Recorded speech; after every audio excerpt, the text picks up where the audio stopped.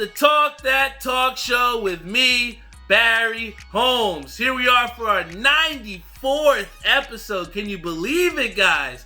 It's been quite the ride, but we got K-Sam here with us on our Instagram live stream. We want to thank everybody else that's also going to be tuning in on our Facebook Live.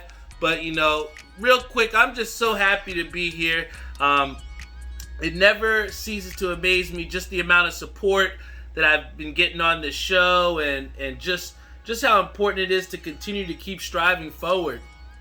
I think I had one of my friends the other day that had made like a comment saying that there's been some TV shows that haven't went as long as you have as far as episodes have gone, and I take that to heart. And even though they might have been saying it in a joking manner, I truly believe that we have much more to do. Shout out to Chris Strike Tyson, who had a great episode. His episode, if you didn't get a chance to check it out, already eclipsed over 100 downloads in about a week. So, big shout out to his episode that we had. Shout out to Reese Smith, who's also watching in. But, it's been, like I said, it's in reflection, to see where, at first, I was so scared to just even start this show. And, for a while, my family had been telling me that it was something that I needed to do. Friends had pushed me for so long to, continue and to try and make something of this. But, I think for the longest time, like I said in past episodes, is that like I was just so afraid to fail. And realistically, when I look back on it, and into these coming up episodes and moving past and beyond, I've kind of taken this, nothing to lose mentality. And that's what's been able me to jumpstart this podcast.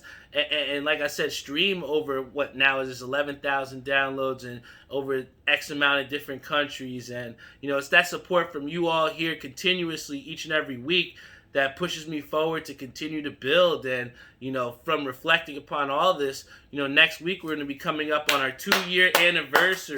To be able to be established for now 2 years next week, it's been quite the journey, man. And, it's one thing to accomplish those things, but it's another to then think about, what's next or what's on the horizon or, what's my goals for this show. And when I put it down on the agenda, I wanted to be very clear that whatever I say, you all have full capabilities of holding me accountable for, whether you're Jeff, whether you're Stephanie, whether you're my dad, whether you're, Strike Tyson. Any of the things that I say, I do plan on doing, and, you can hold me accountable for that. But, one of the goals that I really want to do with this podcast is I want to continue to stay creative with our merchandise. Like I said, we had just sold out of the OG6.2 hoodie in less than 2 days. And, I feel like Kamaru Usman, because I think it's time that, people start putting some respect on my name and this brand.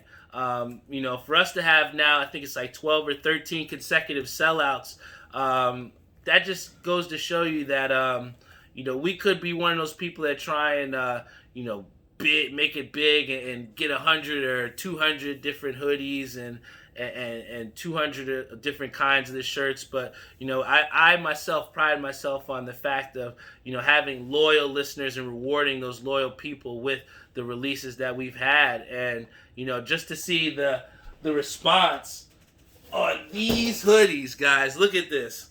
I was so scared, man, right? Like, because before I had such success with the OG, I think it's the OG6, the original OG6, which had a circle design on it and a black hoodie.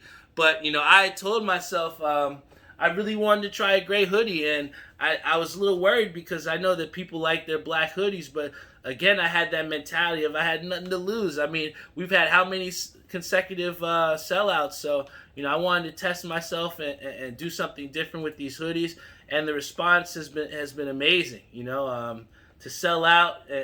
I can't tell you, every time that I have a release, there's always a little bit of nervousness. And, my friends and family, they always tell me, oh, what are you worried about? You're going to sell out. But, it's a certain level of, confidence in yourself and what you believe in to truly push a sellout. And I think that, at first I felt as though it wasn't easy, and it still never is easy. Even though we might sell out in like 2 days or a day and a half, it's never easy. I think the main thing is just trying to keep yourself hungry, keep trying to build on the things that I like and that I want to see, and just give people a reason to proudly wear that merchandise.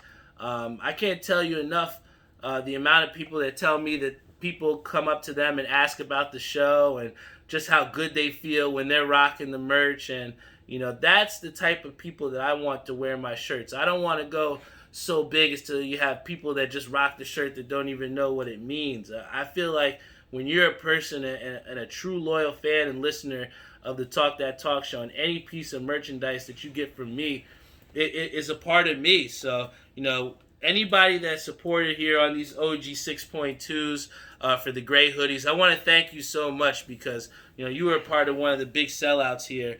And like I said, another big thing beyond just staying creative and building on the merchandise is I want to, in year 3, I want to try and get some more sponsors here on the show and broaden our guest base. I think that I've really tried to challenge myself as far as getting different people to come here on the show and give you guys a different variety of viewpoints and just backgrounds. I think that one of the things that why I value living in Edison so much is just the amount of diversity that we've had, and I think when you're able to access that diversity, it enables you to clear your lens to be able to see so much else that's out there and to broaden that perspective. And I feel like with this platform on the show, it's continuously something that I value and something that can continuously be challenged. I want to continue to have great guests here on the show, more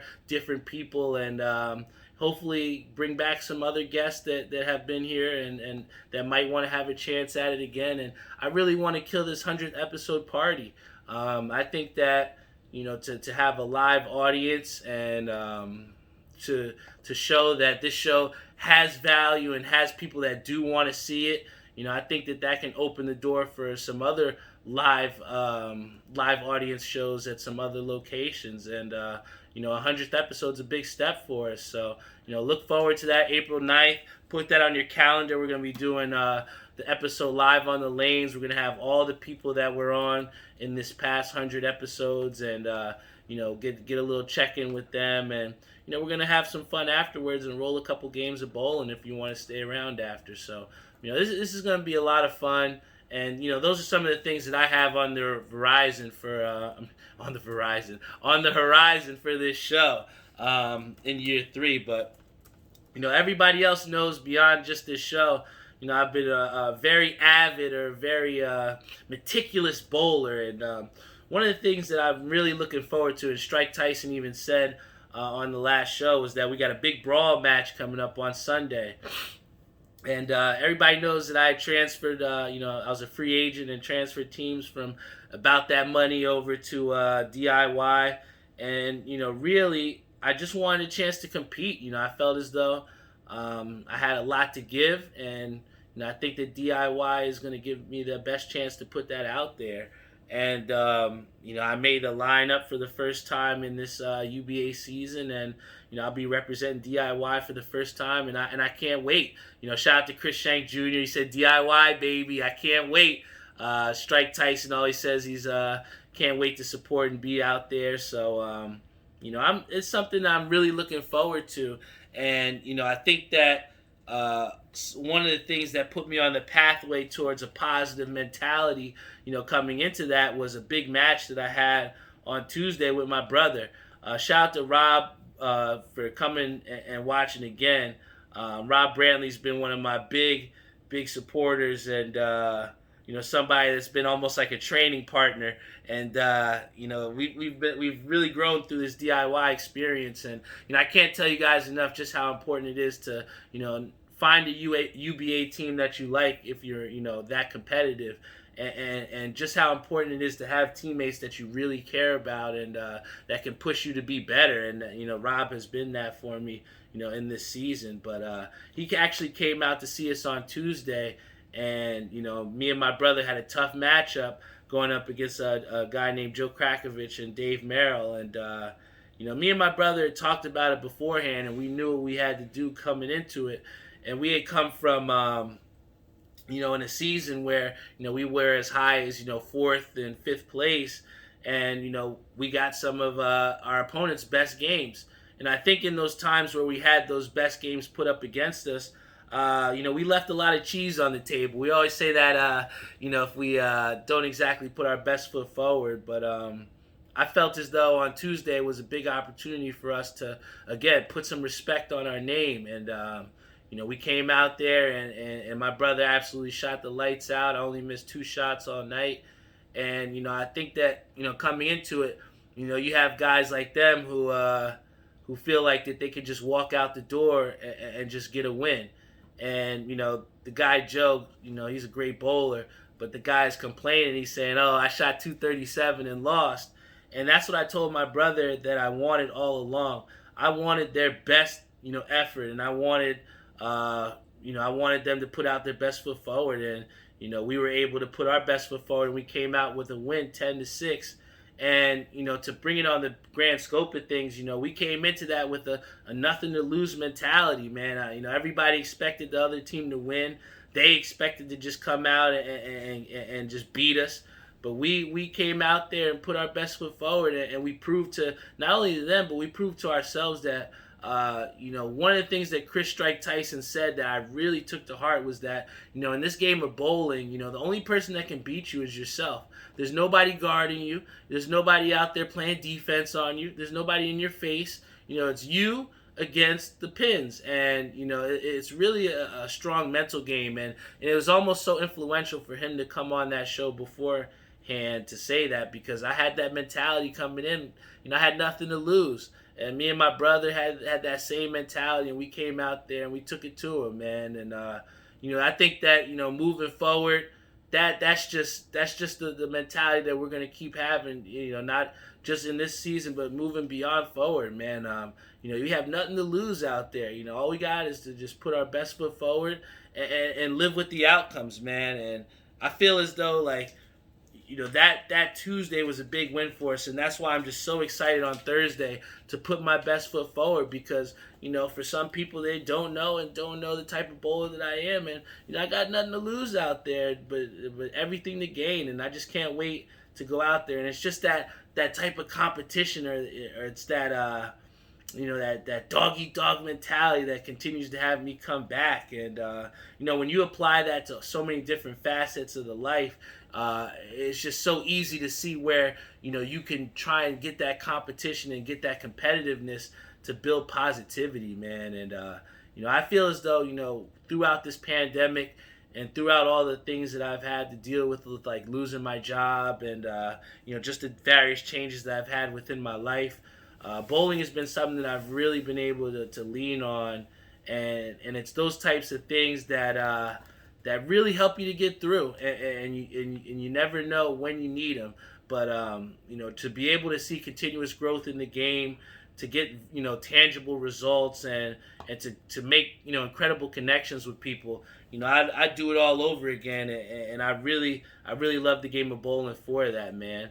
But another thing that happened to me over this week that I was really happy about, and it's huge for me, was the fact that my boy Admiral had hit me up. Shout out to Admiral. If you get a chance, check out our episode. I think it was like back in like the either the 70s or the 80s episode. But he had a great episode where he recorded with me. We were actually down in Ocean City, Maryland. But he had actually reached out to me over the phone, and he called me up. He was like, "Yo, Barry, what's up, man?" I think I had just woke up, crust in my eye and everything. I'm like, "Yo, what's up, Admiral?" It's like 8:30. Like, what's good, man? And he was just like he was so directed. Like, you could tell he had planned this out. But he's like, "Yo, Barry, like, I don't know what you're doing, man, but I saw that the temperature was about like 60 degrees, and it's supposed to be a really nice time, and we should go golfing." I'm like, "Admiral, there's still snow out there, man." But he was like, "Yo, we could go to my parents' beach house." And, I was just like ecstatic to have that opportunity to just go and just go somewhere that wasn't home, man. So, right after bowling, right after we just beat Joe Krakovich and Dave Merrill, we hopped in a car and drove 3 hours down to Delaware, and it was a good experience because we were still riding the high of picking up a big time win, and we had an early 9 o'clock tea time over at River Run. Shout out to River Run, but golfing and not just golfing, but I think that one of the things that trip had proven to me was just the overall value of friendship, man. I have my family members and I have people that I see, on a regular basis, but it means something to have, that friend out there that you can rely on and count on, and that you can, experience new things and go explore with. I think that again, in a pandemic time where our contact or the networking or whatever you want to call it is very limited. It's just so important to really lean on those friends that you can see and that you are able to have contact with, and obviously safely as well too. But I really have valued the fact that Admiral's lived a little bit closer and we've been able to spend a little bit more time together. But when he said that we were able to get some golfing in, I couldn't wait, man. And 9 o'clock it rolled around, and I hadn't swung a golf club in about a couple months because of the snow and everything. But it just felt so good to be out there. It was about 60 degrees, so we didn't even have to wear a sweater. I can't tell you the last time that happened here in February. About to be March. To go out there and not even see your own breath. So I just really enjoyed just being out there and just challenging myself. I think one of the things with bowling that I get to continuously do, and that we always say, is we try to challenge ourselves at different bowling alleys. And with my golf game, I'm constantly over at Raritan Landing. Shout out to Raritan Landing. I love that place, but you don't really get to take out the big dog, as Admiral would say, the driver. And, I really got challenged at these courses. We got to try out 3 different courses. River Run, obviously, that I got on my shirt. We got to try out Bear Trap Dunes. That was actually a really fun course. Then we had Salt Pond, which was a lot tougher than we thought for a traditionally par 3 course. There was a lot of water hazards and water traps. And I think that just the opportunity to not only go to a course in Maryland, but also to go to a couple in Delaware, I just thought it was just really good to just get away from somewhere that's normally at home, normally in Jersey, and just get that experience. I mean, how many shots do we have to shoot over water hazards, and how many surrounded bunker holes? I got a really good chance to see how greens are and see the angles of putting. A lot of times at Raritan Landing, we're putting on flat surfaces, and I got to see some greens with some hills and long greens. So even some of the par 4s, you're talking about 320 yard par 4s. So it's like it really tested the mid game, and it's something that like I said, as I've been getting older, I really enjoy challenging myself and just seeing what is it that I'm capable of doing. And, just to be there with my friend Admiral and to try out these different courses, I definitely struggled. It wasn't easy, but one of the bright spots for the, for the afternoon and for the golf trip was, I think it was on the back 9 of our second round. So we were at Salt Pond. I was just on fire. I was hitting some really good shots, and I did miss a birdie putt. And my boy Admiral was saying, he's like, "Yo, man, through 4 holes, you're even with me." And Admiral, somebody he'll kill you, right in the first couple holes by him sticking it right on the green. But I proved to myself, I came out there with that nothing to lose mentality again, where I'm ass. What is Chris Strike Tyson? I'm ass. I'm not the greatest golfer, but I have nothing to lose, and I proved out there that there's some potential to me. I mean, we had a situation where we wound up joining up with 2 guys on the third round at Bear Trap Dunes, And these guys, you could tell were swinging the golf ball for a while. When you see someone hitting the ball straight every time, going exactly where they want to go, that's how you know there's some experienced guys. And again, I was keeping up with them, and on one of the holes, I think it was like the third or fourth hole, I wound up hitting a birdie, getting a birdie off a 5-iron tee shot, and it was so good I had to take a picture of it because I almost couldn't believe it myself. But like I said, when you come in there, expecting to do great things and having that nothing to lose mentality, I promise you, anything is available and accessible to attain, man. So, I think that through playing with those guys, with playing with Admiral, being able to keep up with him, and just appreciating our friendship and just having someone that wants to spend 2-3 days with you and wants to experience new places with you, that's something, and that's a friend that you gotta value and gotta hold on to. So like I said, I was just so appreciative to Admiral for even putting the opportunity forward for me, for setting up some amazing tee times for us. And if you have someone out there that's a good friend for you and somebody that has your better interests at heart and wants to do things with you and explore new things, definitely hit them up and tell them how much you appreciate them, because I wouldn't have been in Delaware. And one of the crazy things that I was telling my friend also that kind of bugged me out is just how quiet it was down there. I mean, you'd be outside and you couldn't hear nothing. I obviously here in Jersey and in central Jersey, close to New York, we're used to hearing the sounds and all the different noises of the outside. But it's something about getting away and hearing that quiet, that silence.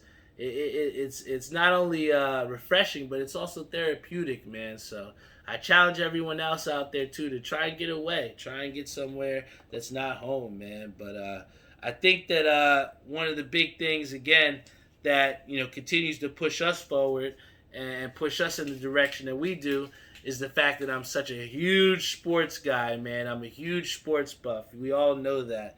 And one of the things that continues to gain traction, or one of the things that people are continuously talking about, are these Brooklyn Nets.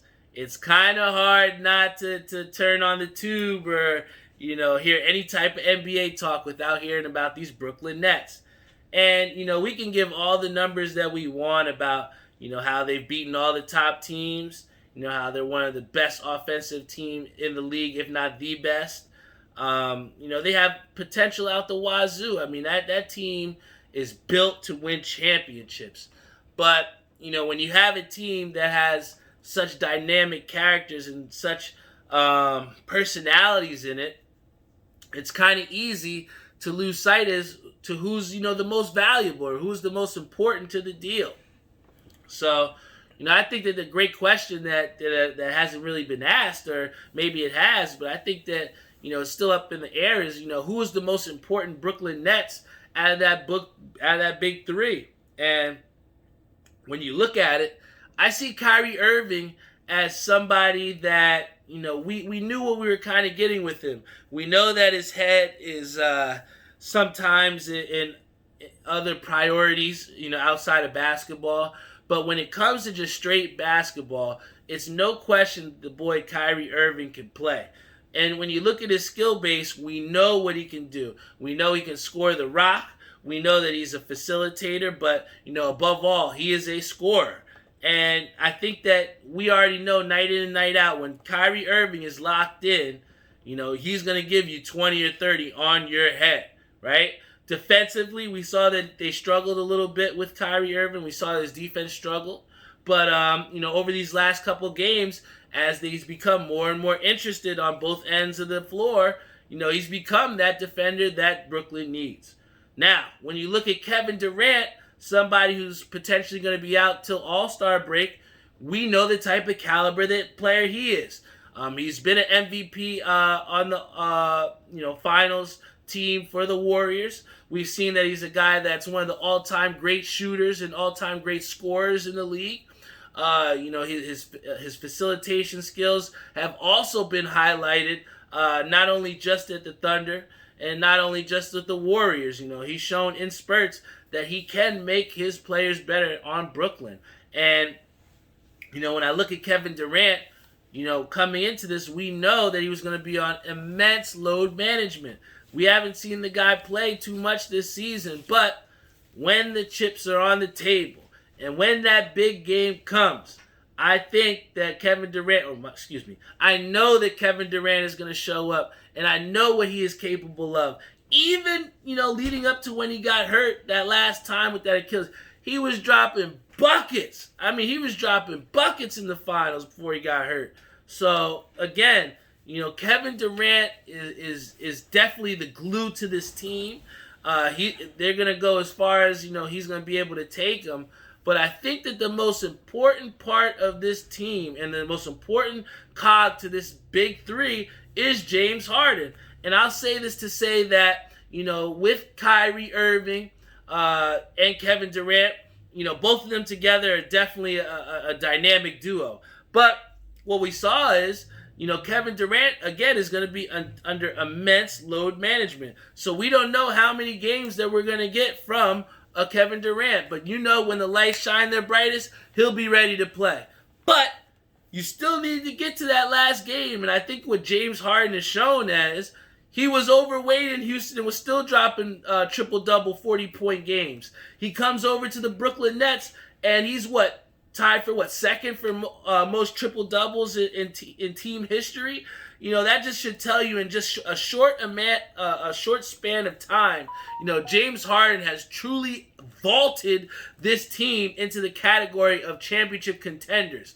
I think that everybody knew the Nets could potentially do it and had the possibility with a Kevin Durant or a Kyrie Irving. But I think that when James Harden signed to get to that trade to say, hey, put me to Brooklyn, I think that kind of signed the dotted lines for a lot of people in believing in this Brooklyn Nets team. And when you look at what James Harden has been able to do, he's had to do the most sacrificing. Where you look at Houston, where he's shooting 20 to 30 shots a game, he's still shooting at probably a high volume.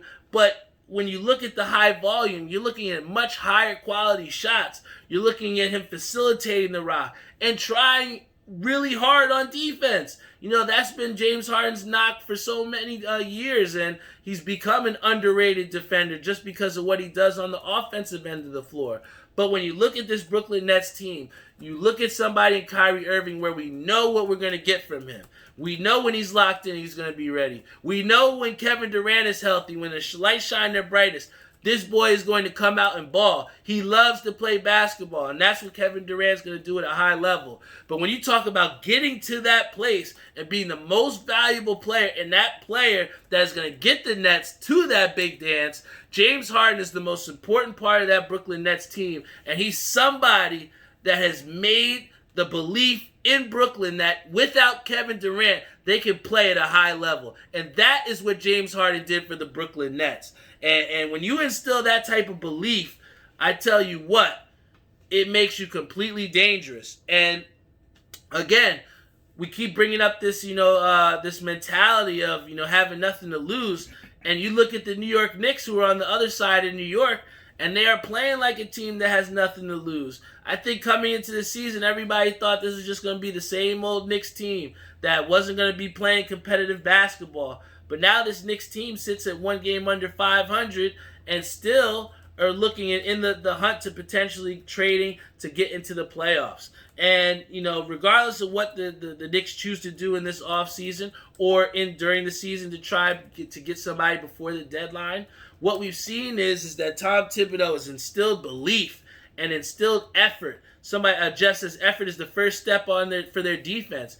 And when you look at the Knicks, the effort has never lacked in one game this season. They might not have shot well, but one of the things that we've seen from the Knicks is they're going to play hard and they're going to play tough. The mentality of basketball is appeasing to watch. And that's what has instilled the belief back in this New York Knicks fan base.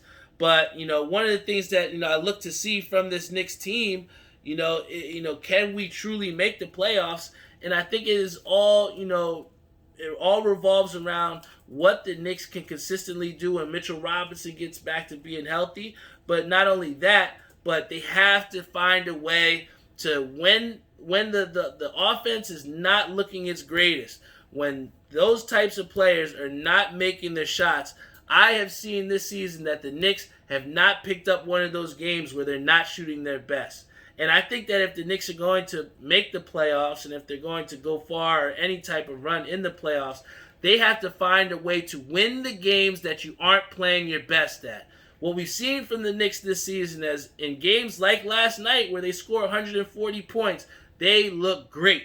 But when you look at the great teams and the teams that are able to do well into the playoffs and go far into the playoffs, you see teams that win games that they're not supposed to. They win games that when you're playing bad, they're able to go out and get a win. And this season, the Knicks haven't just shown me that yet. They've shown me great effort.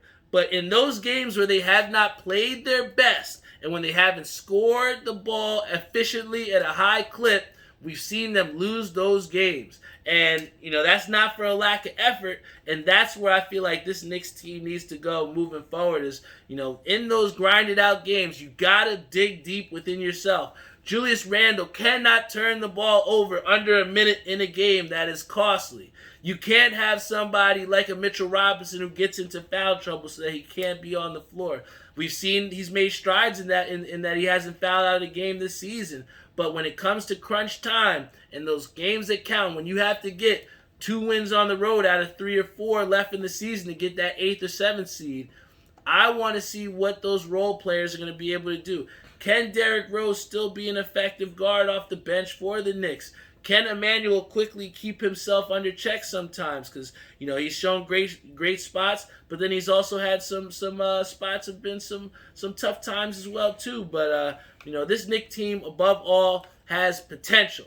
And that's the one thing that the Knicks have lacked in recent years, that we haven't had something to hang our hat on and say, hey, this team has the potential to go to the playoffs. And I think that, given those Knicks, if they can find out a way to win those tough games that they're not supposed to, if they can stay healthy, because we've seen that, injuries have been a big part of this new season on a shortened turnaround. So, if the Knicks can stay healthy, continue to play defense, and find a way to steal some games that they're not supposed to, you can put us in the playoff picture. I don't see where that's not possible.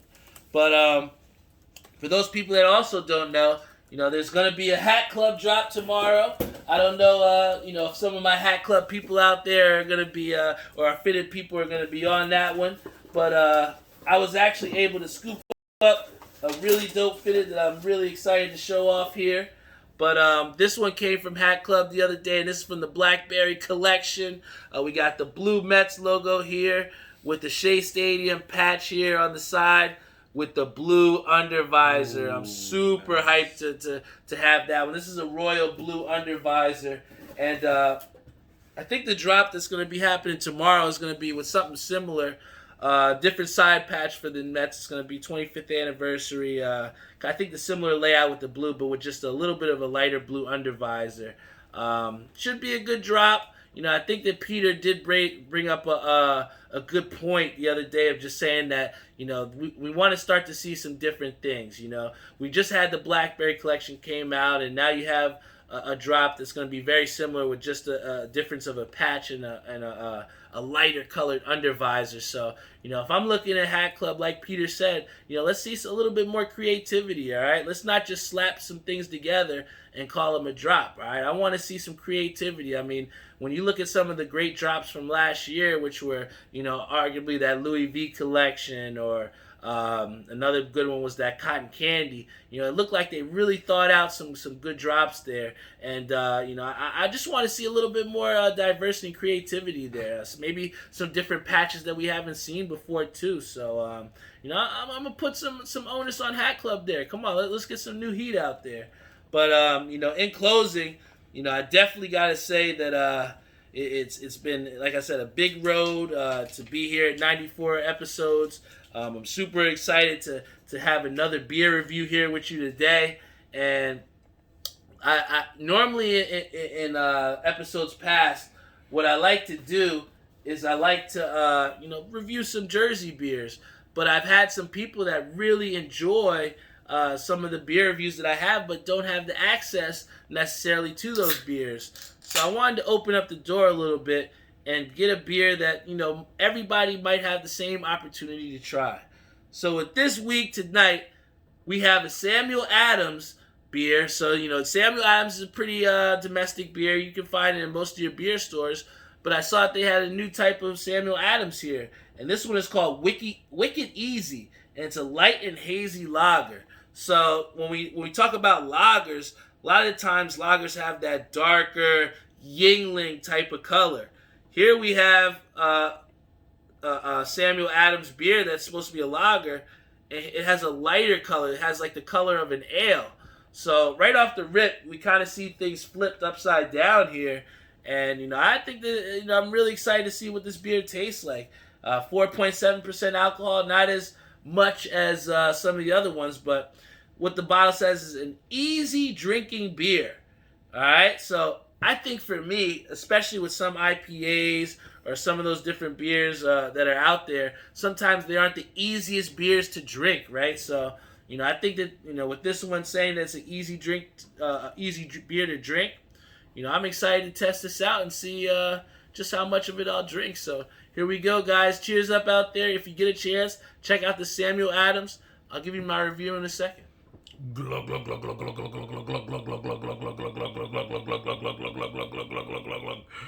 That was easy.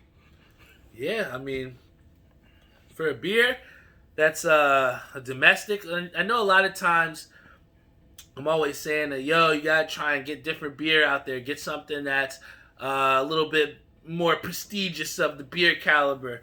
But this Samuel Adams for being a domestic beer, I'm really surprised at just how tasty it is, man. It's another beer that I'm gonna have to give. I'd say I give it a 7 out of 10 here. I wouldn't say it's 8 or 9 category because it's not like anything super extravagant. But it's good enough, it's good enough. It'll pass the test. So, for me, I'll give it a 7. And if you have a chance out there, get this Wicked Easy lager. It's going to be a beer that you could, I could drink 3 or 4 of those. I could definitely, drink, I'll probably drink the whole case, to be honest with you. But, this is a good beer. I would definitely suggest it to anybody out there trying to find a new beer to try out. So, again, Samuel Adams, Wicked Easy. And that is the end of the show here today, guys. Again, thank you to everybody that supported here on the 94th episode of the Talk That Talk show. Again, everybody that has supported here on the OG6.2 release. We sold out on the gray hoodies. Again, thank you so much to everybody that supported there. And and for the 8 people that are here on our Facebook Live, and for the 2 people here live on our Instagram Live, whether you're Shawnee Mack, Mark, Peter Dunn, Chris Shank Jr., I'm going to make a big announcement here, guys. Next week, all right, I heard a lot of people saying, we didn't get a chance to know when the drops are. Oh, man, you got to have an email list. Oh, you got to do these things so that people know when to get the drops. Listen. When you have a good product, people are going to want to get this product, and they're gonna have to find ways to get it, man. And I want to make it, for those people that are truly tuned in, and for those people that really listen to this show, I'm gonna give you the first heads up. Next week, for the 2-year anniversary, we are gonna put the OG2s into hoodies. All right, you heard it first here right now. The OG2s are going to be put into hoodie form, all right? So anybody that missed out on these OG2 hoodies, all right, OG6.2s, I should say, the OG2 hoodies will be in production and will be available next week. So if you didn't get a chance, you better try and reach out to me and see if you can get your chance on one of these, because I promise you, they're not going to be around for long. We're going to be raffling off some of them as well, too. But, guys, for those people that did not get a chance at these hoodies, I'm telling you now, I'm not putting any posts out there that's going to be a shock drop. So I'm telling you, if you are tuned in now, next week the OG2 hoodies will drop. All right, so please do not sleep on this drop because this last drop sold out in a day. All right, so once again, big shout out to all my sponsors out there. VW Liquors, located in Wick Plaza, Edison, New Jersey. Let's go, Mets! Let's go, Mets! We always do that for Dave at the end of the show. Want to give a big shout out to Air We Are, helping people with their heating and cooling needs in the South Side and Tri-State area. Hit them up over there. Big shout out to 13 and a Half Clothing Company. My boy is doing big things over there, Angelo Crognoli. Big shout out to him. Excuse me. Want to give a big shout out to Savion over at Skydye Socks. He's killing the game too. And I'm telling you what, I'm gonna try and get him out there for that 100th episode, and maybe he's gonna bring some of his Skydye equipment out there, Skydye Socks too. So, big shout out to him. Hopefully we can get him out there for the 100th episode.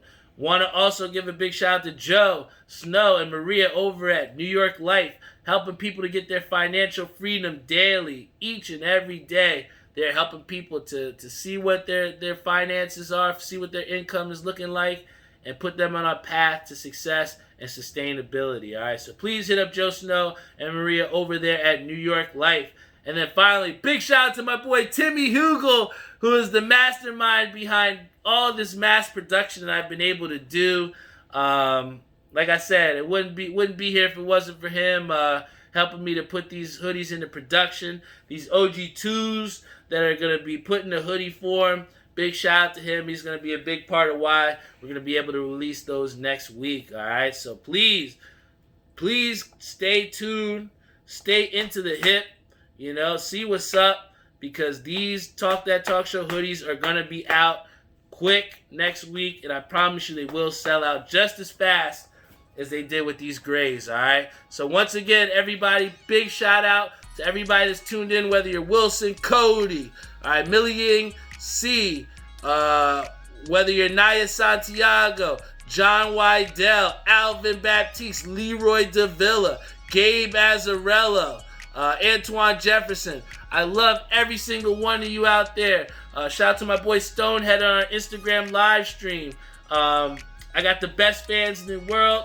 I wouldn't be here if it wasn't for you all out there. Stay tuned in next week. I'm going to try and have something really big and really good planned for you guys for this 2nd year anniversary.